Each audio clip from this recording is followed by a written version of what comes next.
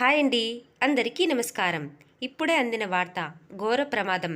Petrol tanker పేలి సజీవ దహనం. ఈ ప్రమాదం ఎక్కడ జరిగిందా అనే విషయాలను ఇప్పుడు ఈ వీడియోలో తెలుసుకుందాం.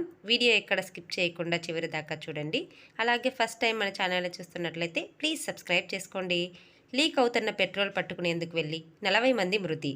లైబేరియాలో ఘోర ప్రమాదం జరిగింది. పెట్రోల్ ట్యాంకు పేలడంతో దాదాపు 40 మంది మృతి చెందారు. డిసెంబర్ 28వ తేదీ గురువారం లైబేరియాలోని టొటోటో పట్టణంలో చోటు చేసుకుంది ఈ ఘటన. ఓ ఆయిల్ ట్యాంకర్ అదుపు తప్పి రోడ్డు పక్కన బోల్తా పడింది. ట్యాంకర్ నుంచి ఆయిల్ లీక్ అవుతుండడంతో స్థానికులు ఆయిల్ను పట్టుకునేందుకు భారీగా అక్కడికి వెళ్లారు.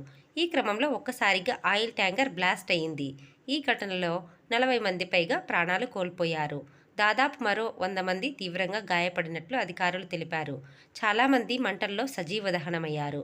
సమాచారం అందుకున్న పోలీసులు, రెస్క్యూ సిబ్బంది, అగ్నిమాపక సిబ్బంది హుటాహుటిన సంఘటనా స్థలానికి చేరుకుని సహాయక చర్యలు చేపట్టారు. క్షతగాత్రులను చికిత్స కోసం సమీపంలోని ఆసుపత్రికి తరలించారు.